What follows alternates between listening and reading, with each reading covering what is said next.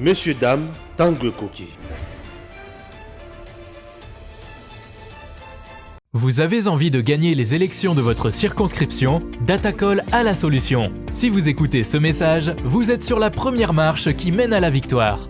Cela vous semble impossible de gagner les élections de votre circonscription facilement, intelligemment et à moindre coût? C'est que vous ne connaissez pas encore Datacall. Soyez novateur en politique et utilisez les services Datacall. Ce service est la solution idéale pour tous les politiciens, tous les indépendants ou encore toute personne soumise à la diaspora qui souhaite s'impliquer dans une campagne politique qui gagne. Grâce à notre cloud, vous pouvez facilement rassembler autour de vous des partenaires et des agents qui trouveront vos électeurs. Plus besoin de clés USB ou de fardes de stockage pour vos membres. Chaque électeur aura une place dans le cloud et vous pourrez les contacter à tout moment. Cette technique permet de garantir vos voix lors des prochaines élections. Vous êtes électeur? Soyez vigilant et vérifiez la transparence de votre candidat. Chaque candidat crédible se trouve sur Datacall. Si votre candidat ne s'y retrouve pas, il ne sera pas joignable et vous ne pourrez pas lui faire part de vos besoins. Il est donc inutile de voter pour lui. Vous êtes entrepreneur? Rejoignez l'équipe en devenant consultant de politicien pour la campagne électorale. Non seulement vous aiderez une personne qui veut faire bouger sa région, mais vous pourrez également gagner de l'argent. N'attendez plus, créez un compte Datacall et soyez le plus tendance des politiciens.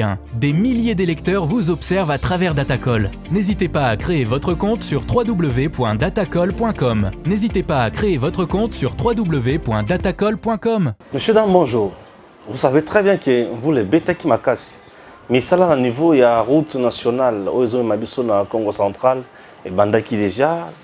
Deuil national, tous observés en République démocratique du Congo. Et Chantiningo Bila Batoualobi, Singeli Akende Kaka, trop c'est trop. Moïse Katumbi ne fait que cracher du feu dans le président Tshisekedi dans le régime naïe. Vous pensez vraiment que Azana a raison dans la soit lobby, nazo mekakoto na pe mituna ça y est puis dans cette émission oyo et pas yande konabiso Gustave Lutumba. Président Gustave, bonjour. Oui, bonjour mon amboka Stéphane, bonjour na benyo so bazali kolanda biso bisika nyonso bozali. Tozana Day national il y a 3 jours qui avait été plutôt décrété, mais il y a eu ce qu'on a décrété parce que les bosses qui pour la bande de Koyo massacre qui na Kishishi na est na Ituri et il y a les lots ils allaient pour la bande de Koyo Bautikokufa na Mbule Utai Kobeta na Kinshasa et Bakufika na Kinshasa on nous apprend que pe na Matadi Bakoufi, mais il y a Kinshasa, ils allaient tellement élevés au-delà des 120 morts. Donc, je profite de cette occasion pour présenter ma condoléances Nangaï, dans différentes familles, où connaître les sinistres Oyo. Et na YBCP, na bandeko balanda kangai beaucoup plus na mission tout ça la kanayo, en commençant aussi par Béatrice Kapinga, puisque Zaliko. Na mesana koloba ngoma makasi bomoni ki lelo tellement que bolobi trop ki nazolo ba makasi naza ko se forcer lelo pour na loba malembe mais ceux qui bomoni ka kino ngongo ya ngomoko efongwami comprenez mon émotion. Ah ok, c'est bon. Bato Bakoufi à cause d'incompétence il y a pouvoir à présent tu sais qu'est-ce. Bon, c'est ce que les gens disent. Ceux qui disent ainsi, moi je les comprends. Je le comprends pourquoi? Parce que c'est le chef de l'État qui est le numéro 1 du pays. C'est lui. Et ça, la papa n'a qu'à tiendre aussi une phase. Et ça ne va pas, toujours papa. Mais quand on est dans papa n'est pas seul. Il y a la maman qui est là. Papa bien qui est Lukambongo, Atiki Bana, maman, Bana na maboko maman pona. Maman lande la éducation la bango, maman tela bana basokola kito basokola kite. Comprenez? Donc si les enfants sont très sales, ce n'est pas une responsabilité directe à papa. C'est une responsabilité directe à maman parce que qu'est-ce que je voulais dire par là? Il y a des attributions, il y a des responsabilités. Dans chaque province, nous avons un gouverneur. Le gouverneur est réputé premier citoyen de la ville et de la province. Na Congo, le premier citoyen, c'est le président Félix Antoine Tshisekedi. na Kinshasa, le premier citoyen de la ville, c'est Gentili Ngobila. Ok, na Lubumbashi, ok, pour na Lubumbashi, le premier citoyen de la ville, Ezali Kiabula. Comprenez un peu. Na linga juste ce cas pour illustrer, pour na batuba comprendre, ici, quand il na linga par rapport, il y a maloba mso batuba otiko le bakeno, c'est le président Félix Antoine Tshisekedi qui est à la base. Non. Il y a un budget alloué pour la ville-province de Kinshasa. Il y a une assemblée provinciale qui contrôle le gouvernement provincial dirigé par Gentili Ngobila. Le gouvernement provincial a ses attributions. Il a ses responsabilités. Il a ce qu'il doit amener pour que la population quinoise a se sentir très à l'aise. Donc ici, na lingi na ebisa na bandeko. Kinshasa Bopeto, Bomonaki, le chef de l'État, quand il l'a lancé, il n'était pas seul. Il y a Ayaki Loko, la chef de l'État.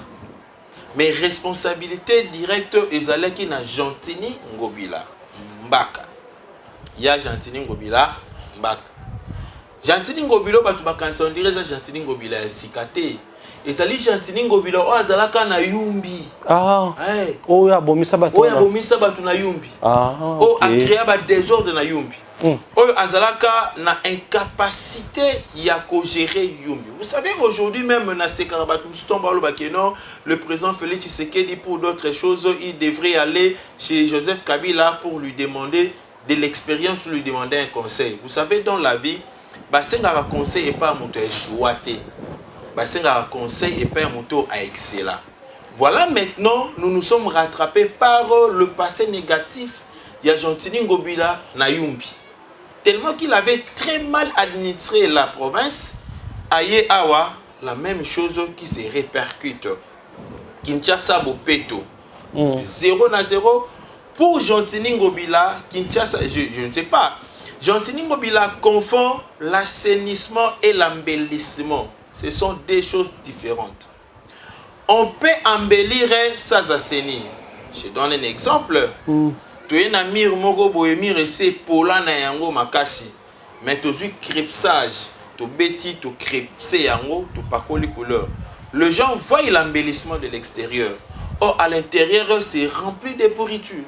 Vous comprenez? C'est déjà usé. Mais l'assainissement maintenant c'est rendre sain. Kopeto la eloko ezalaki mabe ezalaki mbindo kokomisa yango na état moko ya propriété na état moko sain. Nzokande Gentili Ngobila aye pona kokosa na kaka biso toza na posa asser la biso bakirage à assainir la ville province de Kinshasa ya ye ko embellir tout cela pona à profiter na mbongo ya embellissement. Vous savez aujourd'hui, non, je vous dis, non, c'est Kinshasa salité. Vous savez, on dit que l'homme est le reflet de son intérieur. L'homme est le reflet de son intérieur. Oui, oui. Vous êtes les ambassadeurs de vos familles. Soit c'est que chez vous là-bas, il y a que la turbulence. Attendez à mon que non boye osa très sale.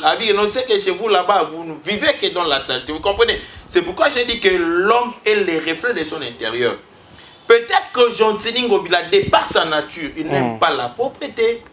Mais je te dis vrai, je dis peut-être que Gentili Ngobila de par sa nature n'aime pas la propriété. Yango moyen alinga bisoto vivre na état moko sain na kata vie problème de Kinshasa ezalité. Il a mis ce qu'il a mis là, les éclairages publics, à Tchelbiso Babiloko et Joël Noël, Turokene Nangoa Biso Mikolo Boy, Turokene Nangoa Biso Mikolo Boy. Tout ça, est allé pour Aluka. Comment est-ce que Arosoma va chop naye Arosoma va miver? Ah ben non, on peut ça dire $10 tout le monde va y sortir. Bah les ratés, ça fait 6 mois rétrocession ils ont raté. Rétrocession ils ont raté. Et na lingi na profiter na bisa na papa Gilles Alingeti bien que un mot peut tourner kasui ba chemin croisé ba chemin Gilles Alingeti. Gilles Alingeti faut pas le volailler. Mutumoko ba zigzag banine. Landela na no Gentili Ngobila. Gentili Ngobila na o etali ba. Landela ka Gentili Ngobila déjà Gilles Alingeti aloba que Gentili Ngobila n'a pas volé. Gentil on n'a pas volé. Oui, à l'ingé, c'est ça la Gentil Ngobila. C'est vrai. Je te dis au moment où dans la côte, Gentil Ngobila, écoute, Fatih, il faut la Gilles Linguette. Au moins, il a minute, moi je comprends Gilles Linguette. Moi, le rôle à Zaye Moko. A comme il le rôle à Yézouti. Alléluia. Ngobila. Alléluia. Tout le monde a donc ici. Ngobila na Linguette. Maïndombe. Ngobila na Linguette. Bon, peut-être qu'on a mis ici quand on a. Mais il y a quoi taper na kati na sens le million. Tinga na il aime ça na vie à Linguette boy. Landela na nous bambongo yo, il y a ba jet de lumière au ba tcheli biso na nzela. Est-ce que ça valait la peine? Na Kinshasa autour na posa ba c'est la biso ba curage. J'avais dit à Gentini Ngobila. Vous savez, des fois moi ça me fait très mal. Quand on vous appelle excellent, ça ne veut pas dire que non vous devenez plus excellent, plus que tout le monde. Cela ne veut pas dire que non vous devenez plus intelligent, plus stratégique que tout le monde. Vous devez vous faire entourer des conseillers. Et à deux fois, communicateur au Balobaka, il vous amène des matières. J'avais donné des pistes de solutions même pour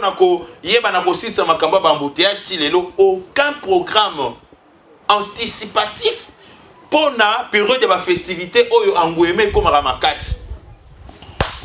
Jamais qu'on prévoit ceux qui vont embouteillage et commis, qu'est-ce que nous allons faire? Ou qu'est-ce que nous pouvons faire pour éviter qu'il n'y ait pas des embouteillages bouchons?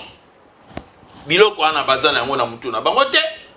Et lelo oyo soki na matière ya assainissement Gentili Ngobila azana ba conseiller malamu te na yebise Gentili Ngobila benganga ta lokola conseiller na yo. Na ko aider yo na tirage puisque ça fait partie ya ba musala oyo na sala pe na parcours nanga je travaille dans ba tirage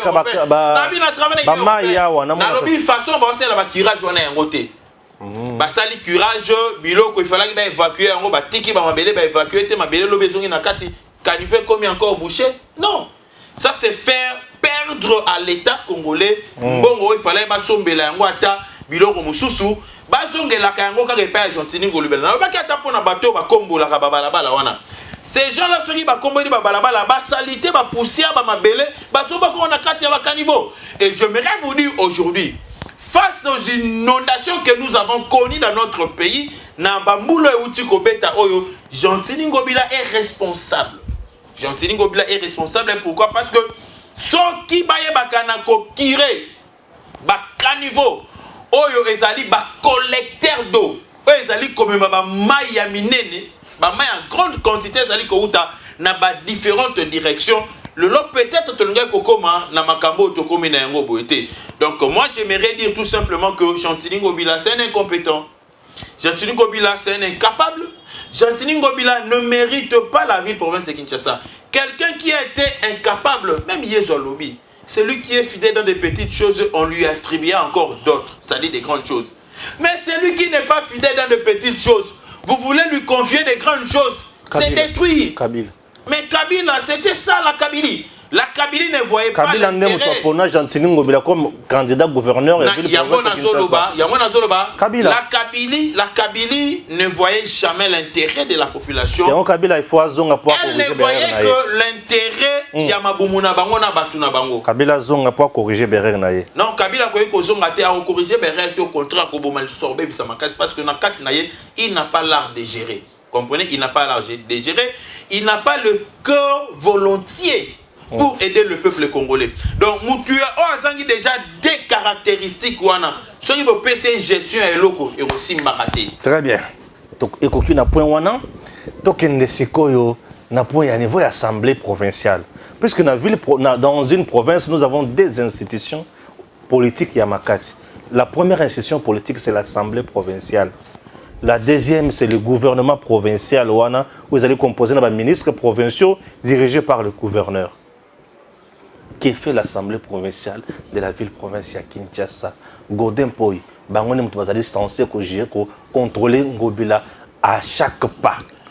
Non, on a d'abord ramené directement le peuple quinois dans l'élection en 2023. Va voter massivement? Non.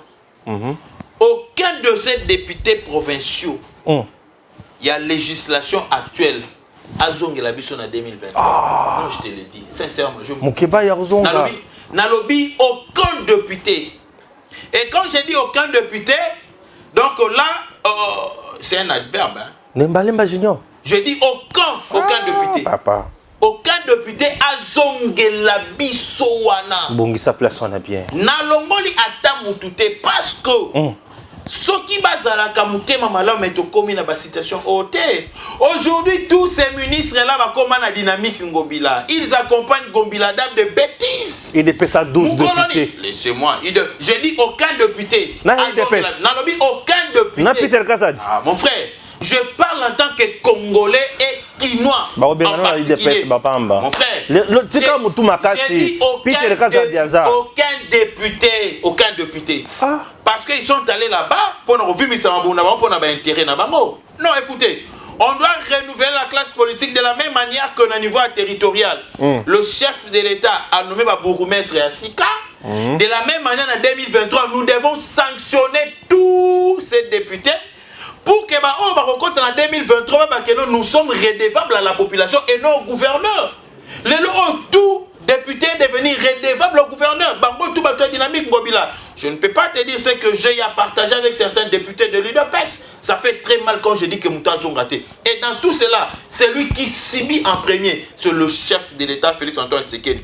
Or, le pouvoir, les responsabilités sont très bien partagées. Et les responsabilités sont très claires. Merci beaucoup. Donc, Assemblée provinciale de la ville de Kinshasa est sombrée. Parce que Bango ne fallait qu'il passe à la contrôle parlementaire à Bango, donc il y a assemblée provinciale, contrôle de l'exécutif provincial,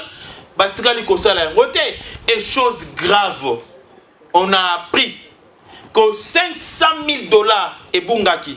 Na Kinshasa, il y a des bourgmestres qui vont subventionner. Na Kinshasa, il y a APK qui fout à Makate. Na Kinshasa, certains députés ne sont pas payés. Il y a eu disparition à 500 000 $. Et l'intéressé, le ministre de la Finance, parce qu'il est de l'ACP, le président fédéral de l'ACP Tchang. Il a été interpellé dans l'Assemblée nationale. Provincial. Oui, il fallait qu'il y avait question orale avec débat. Mais je vous dis, le Messie a refusé catégoriquement et il a été protégé par les députés. Au lieu de faire confiance dans les députés, on va faire souffrir Bisso Congolais. Ils ne voient pas à Kinshasa que le transport est difficile. Est-ce qu'il y a-t-il pas un ministre des Transports provincial pour ne pas parler de Chéribin Okende qui est d'ailleurs un amorphe? Y a-t-il pas un ministre de l'Intérieur provincial pour ne pas parler de celui qui est vice-premier ministre, ministre de l'Intérieur?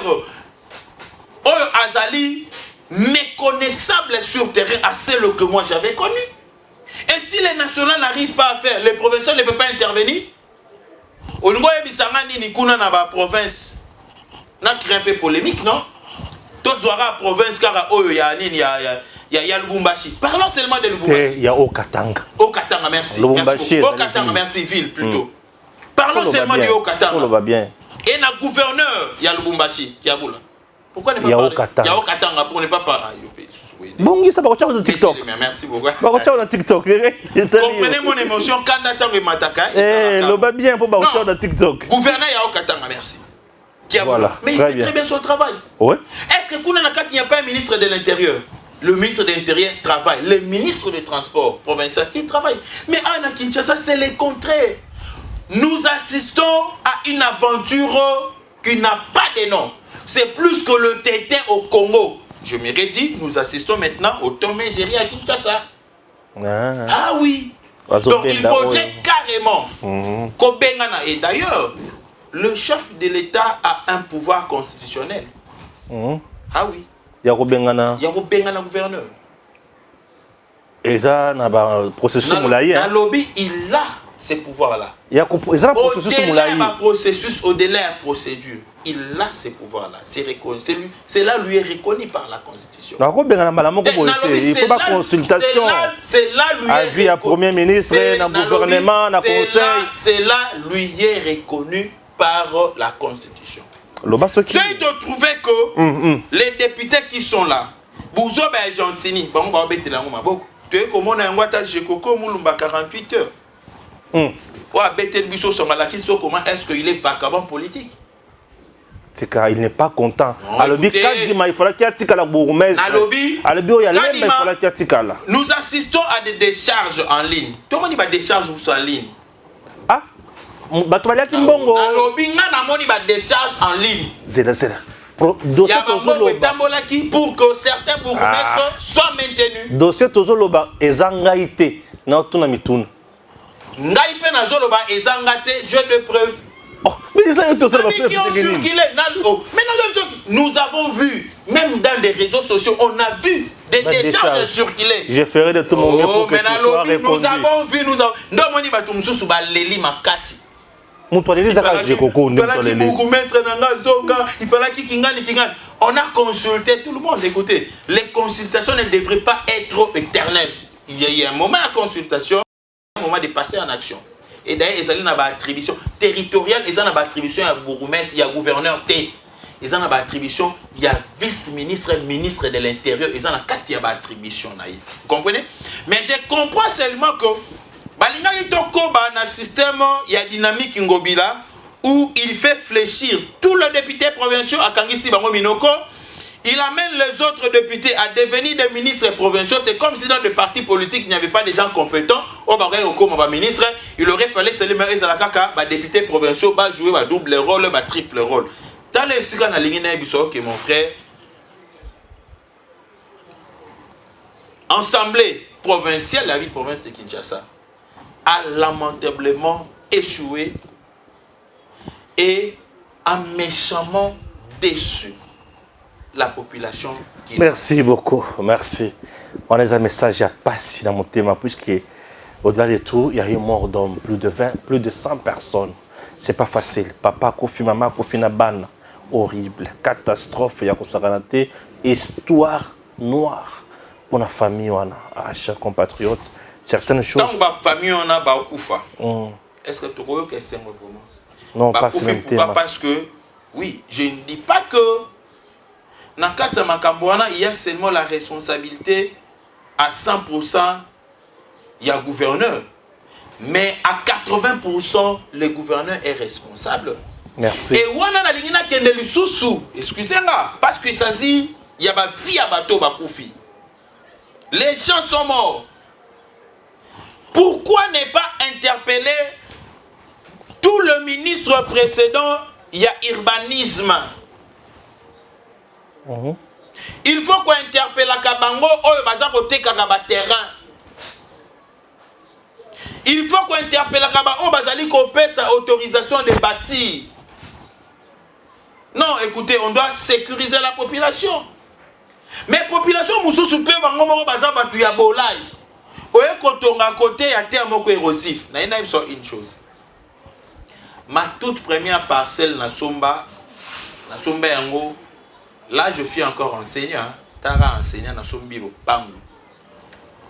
Na Sombi yango na mikondo côté à 4. Skoyo, tant na Sombi yango, il fallait na bando construire. Que sommes extrêmement un grand frère na ngai banda déjà construit. Na okinda to kata matiti, on a fait même des bilanga. Sko mkolo mususu na kei na yotala. À 200 mètres, Bissiko on a sombelé le pam et rejoint Salami. Ma belle Boukani, boum, je vous dis. Natika le pam voilà. Et puis pourquoi Natika mo? Naboya na tonga pour dans les jours à venir na lela. Et au moment où je vous parle, Bissika ni rejoint comme ma tête d'érosion Salama et Bella pour Saranate. Mais c'est parce que moi-même j'étais conscient. Est-ce que ton akenda kosomba l'état mtatindanga? Pas si mon cher. Non, écoutez, malgré pas si kokende kosomba poison mais la passe que le ne da passe. Il y a certaines choses où il faut biso moko d'abord interpeller biso. Et il y a d'autres endroits, d'autres terrains où l'état a bengana batobi que non aboko kotonga te mais na kidi ba batu bango ba kotonga. Et na sima tango baliwe kokoma. Mais dans tout ça aussi 80% à part, il y a responsabilité. Dans le gouverneur, il y avait une province de Kinshasa. Jantini Ngobila, l'homme de Yumbi. Merci, Aya. Jantini Ngobila. Vous avez vu la Jantini Ngobila Mbaka. Ngana sepela kana komona ele jiba yembaka. Ngobila Bon, c'est bon. Chers compatriotes, tu continues la deuxième thématique. Christian Bosembe dans ses sacs. Ba bengisaki Israël mutombo boso na politique. Ba lebi buzoba eza buzoba. Bo moto yali bo moto. Esengeli asamba. Nazana kati ya kozela oyo ba yebisi kuna. Pour la première émission il y a jour, il y a lelo na lobelaki makamwana wana ngana zoka bien information la source. Ya balabala te. Très bien. Oui. Wende journaliste azala. Alors ba bengisaki siko. Comme le CESAC ne regarde pas directement le présentateur, oui. C'est ça qui est là le contenu. Contenu, oui. Ce qu'il faut, c'est directeur de programme. Aïbisa bango contenu à chaîne avant aux akanini. Émission on a bossolo la politique. Et ça la bossolo na ba couple ya batou. Tout ça bossolo na politique. Très bien. C'est que directeur il y a programme jusqu'à présent dans nazwe il y a naïté. Mais na lobi na bisika oyo mon frère. Mais la réponse est claire. Bossolo na politique. Écoutez, est-ce que Makambu Yalibala Batou, c'est ça la politique? On peut être un homme politique, mais le mariage fait partie de la vie privée. C'est quoi c'est ça que ce n'est pas politique le mariage. Baïbisinga ndeko Stéphane. Tolanda ko makasi, tolanda lo mikolo mingi. Vous êtes vraiment patriote. Merci beaucoup bakonza c'est ça que la ndenge bondi mingai. Ngape moko na mindi maka déjà. Bandibinga SPC makasi. On a félicité yo parce que vous allez parmi les journalistes au Barça la quand même ça c'est le Congolien. Baïbisinga, le chef de l'État n'a pas de vie privée. Vie privée à chef de l'État. L'État congolais a organisé un service. Dans tout le service c'est une maison civile. C'est pour you on la passe plus que non, écoutez. C'est la maison civile du chef de l'État qui parle de tout. Si, d'ailleurs, parce qu'on a dit que non, il n'y a pas une vie privée à chef de l'État. Mais la maison civile, c'est quelle maison civile? Il y a chef de l'État. Le chef de l'État. Babi, maison civile, il y a Israël Moutombo. Non. Non, c'est-à-dire, s'il y a d'autres problèmes. Maison civile au traché. Oh, ils ont un lien direct na famille à chef de l'État. Na vie à chef de l'État. Maison civile. Maison civile. Tu fais l'obéla yango. Ezali yo tendeko Israël. Et ozo l'obéla yango avec comme mépris. Vous savez, je n'ai pas aimé la manière dont tu l'as parlé. Il a minimisé la personne du chef de l'État. Qui, selon la Constitution, elle est sacrée. Elle a manqué du respect à la première dame, Denise. Et moi, je l'ai compris facilement parce que Ezaki Mouté m'a bende Moutelobisa qui Israël. Non, senti na bon matin. Ezaki Mouté m'a bé. Au senti le coup de matin. Senti na matin bandeko balingatena le dosé. Je me ressaisi hein. Ndeko Israël lo que sala qui Ezaki Mouté m'a bé. Zoua jalousie. Mouté malikondo. Amoni Christian Bosembe Amati. Amoni ba Serge Kabongo Amati. Yé pas bêta qui va dimanche là. Je te dis. Et le quoi Batoazo moi je parlais avec Israël. On a été avec lui à plusieurs fois. Il m'a dit mon frère Tobundi pour le président mais vous sentez que nous va bêta bisote ba occuper bisote ba ocha biso libanda banini ba c'est ça ko toré ko zana ko bani bani ba ocha biso libanda. Je vous avais dit ce jour-là que moi-même je suis une preuve pour Israël Mutombo. OK. Ah oui. J'ai même des photos à l'occasion de la cérémonie. On a makamona bien. Na pesa aussi ko biloko. Pesa biloko. Et le quoi les bosso. Mais atikande kumte mama be. Atikande mama be olanda ba $10,000 ndenge John Lungi la lobaki. Wana makamota lingate. Ah OK. Yona John Lungi la dem to webi. Ah oui. Gustave Le Tombre. Oui mon frère Stéphane. Na okatanga kuna tozana mutumwa bengi Moïse Katumbi. Moïse Katumbi asali moi vidéo moko tamboli mikolo olandi vidéo wana nalandi yango vidéo wana Moïse Katumbi alobi makambo to banda ko combattre na régime ya Kalezongi ba homme fort ngai na kotisi demande ya autorisation jet na ngai eya na Congo po yememanga na kende na Qatar kota la finale ya Coupe du Monde Redoc responsable ya ANR na niveau ya province bazo boya ba homme fort. Pourquoi Kotsa il demande? Puisque procédure c'est une bonne. Ah oui. C'est-à-dire, tu demandes, on peut te donner une réponse. positive ou négative, ça s'appelle toujours réponse.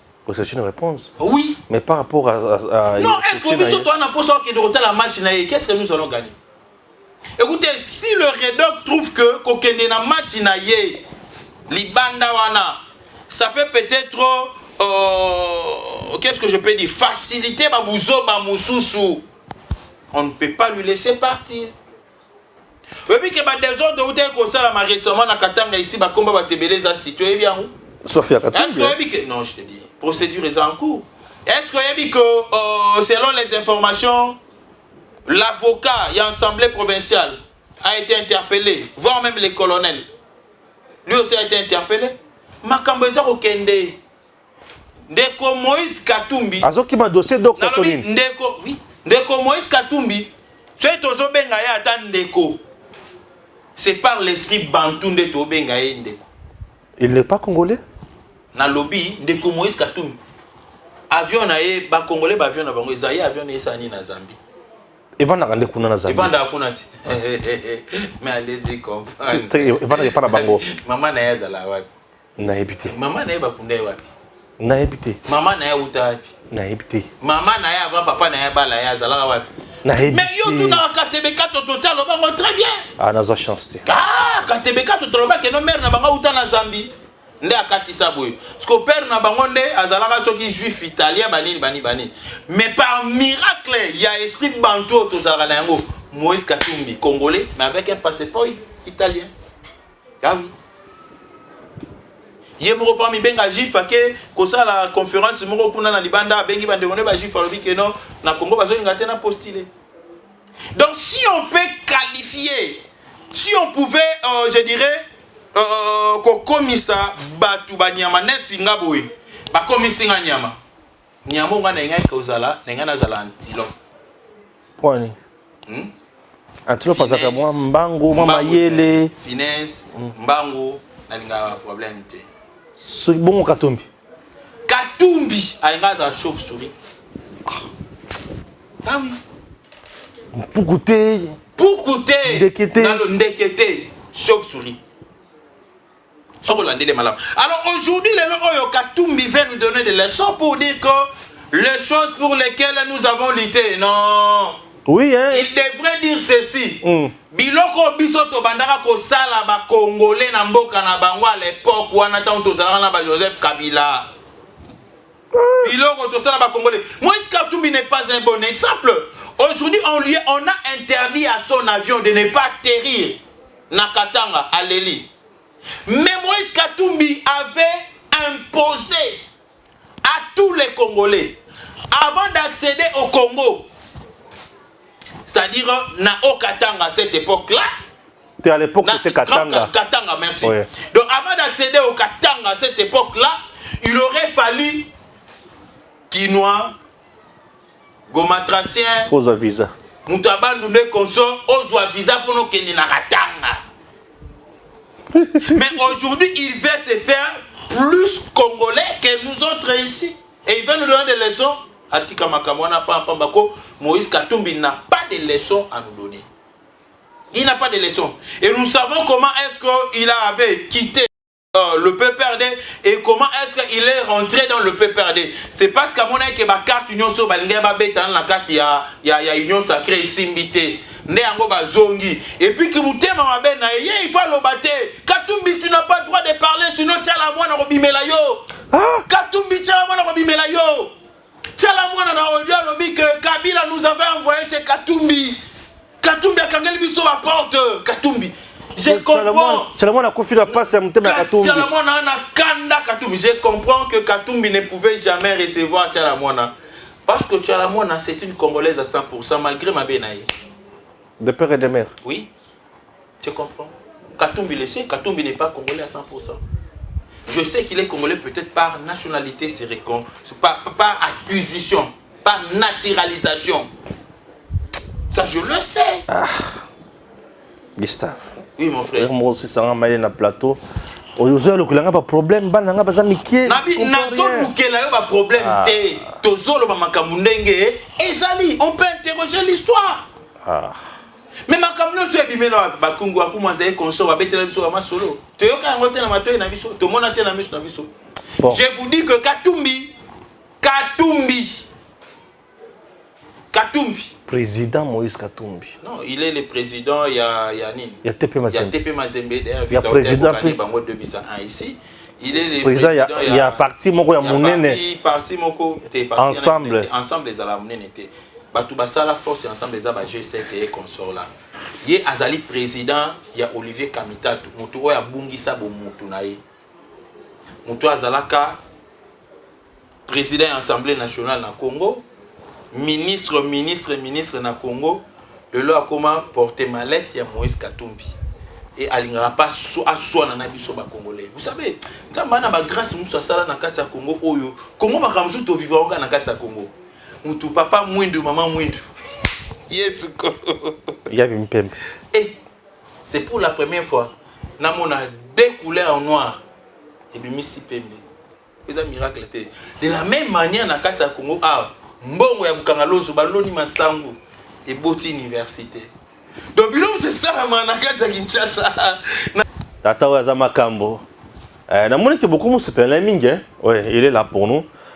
Bah ça va tout il faut se pèlent on a aidé mais aïe, ça Pascaline Kasongo. Suko 25 kala mingi te Rolanda. Bon. Na moni fachi azo ça la tournée. Pour na yoki kazo kende Équateur, après Équateur Mbujima qui na Kananga. Si. Facha aller l'Équateur mingi hein. Équateur Mbujima Kananga Mbujima de Mbujima mingi fachi. Non.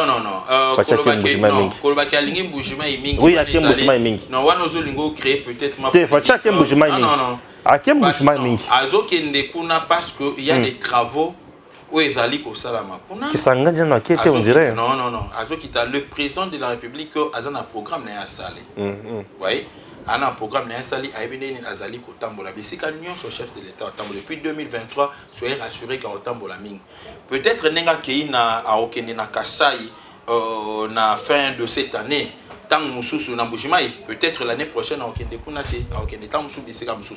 Donc j'aimerais seulement dire dans ma déconomie sur Équateur Mambenga, le chef de l'État, Azaro Bongama Ponaroya. En tout cas, il faut tout yambaye na ndenge moko ko saranate parce que c'est le Congolais oyo alingi ba province nyonso sauf rien. Ya za lokola ba président ba lekaka wana te ba kangamaka na province moko te. Mais ye azali na kati ya ba province nyonso et kokitana ye et sengeli to yambaye to la qui sait réellement que to lingié. Et je demande aussi particulièrement à la jeunesse parce que na ebiko na kati armée na biso à l'époque là il y avait trop de ngala au bayezala qui réputé ba militaire na kati ya armée na biso et je demanderai aussi à cette occasion là ba jeune ba na ko se présenter pour na koyebisa na Fachi Béton pour na Congo to telema pour na Congo to kobunda pour na Congo to kobunda tikino to kolonga et nous allons nous enrôler dans l'armée et ko zala esengo moko makasi na ndi PCG Augustin Kaboyo yo kena été na été ngai yo dino bana libunga te to ça tikala yo nalobi tozobika kosala lokola Israël te liboso ya burompela te na kosala bongo te dans na loba que naza mwana libunga te c'est-à-dire nous avons bana mabunga te mais sauf que ngai moko d'abord na posa ya kosala ba tourner te ozana vision à CGT ozana vision na desu na kata vision na makasi je te l'ai dit na kata vision na eki na IDPS comme na liste moko rouge ce qui battu comme place wana okotikala comme na cause nomination te bon wana peut-être bien informé mon frère yo ozana kombo na liste wana so ina na kata liste wana ce n'est pas un péché mais je sais que nzamba natana ye tambola na lolenge mon frère, totambolaka toujours dans le lenge bakonzi balingaka et nous respectons la hiérarchie du parti. Peut-être que les allez Kambouya temps. Bien voilà. Rose a pétam sous pressé pour rater pétam selon Mokoya, ya malam. Rose a Kambouya temps. Le secrétaire général c'est les coachs. Indabi le Cristiano abeta le Cristiano abeta te. Le loi Obandate. Ayebi c'est qu'il est en train de faire. Mais félicitations nandenge akendaki na Mbujimai. Bien que moi je n'aurais pas souhaité à Kenenon Mbujimai. Ma canisi nangé zalaï que à ça la tournée dans la province dans le cadre de la redynamisation Mbujima et Topé Kassai ezala la province ya Souka où ya circulé mais peut-être tant sous vision ou pour l'instant et pousser tant à Kende Fachi Équateur il y a zeli kuna zo mobiliser bavandi kuna on a kitipé kananga bon je ne sais pas na évité peut-être qu'il a des missions spécifiques. Merci. Mais parce qu'il y a d'autres personnes aussi peut-être tant sous batana peut Gustave n'a aucun problème avec le secrétaire général et le secrétaire général n'a aucun problème avec Gustave Lutumba. Merci donc, beaucoup. Il a des problèmes contre moi, zéro. Je ne pose des problèmes avec lui. Na rappelé na mekampe ko yebisa nde ko na biso Ogi Kalonji. Oui, Ogi Kalonji. Ogi Kalonji. Namoni na Assemblée nationale lobby et Outi Koleka, il critiquait, il s'attaquait au ministre des Finances. Non, il parlait ou il s'attaquait? Il s'attaquait. Non, le député national contrôle le ministre. Il s'attaquait au ministre des Finances. Quand je dis s'attaquer, c'est-à-dire il a voulu responsabiliser le ministre des Finances. Nabama Yamboule Outi Kobeta ma oye bomi batu.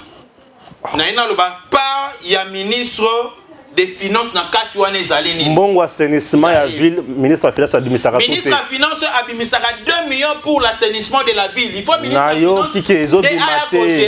J'ai suivi Godin Poy. Est-ce que ministre des Finances Nicolas Kazende fait Hollande la suivi na yango? Et puis de deux. À Betima Solo, il y a érosion oyo, il y a route route Matad là, non c'est logique. Oui, que érosion a ebimi sambong ebele. Au-delà des millions de dollars, oh, ebima pour la érosion na musale comme na soukate, musale soukate, musala pesi late, musale comme na biscuit sengela e komate. Alors, il faut pas bimisaka mbong ma divagation, mbong avec bima il faut ba na ko évaluer musala o salamaki pour que le ministre ne tombe pas dans le piège. Merci. Messieurs, dames, Tanguy Koki.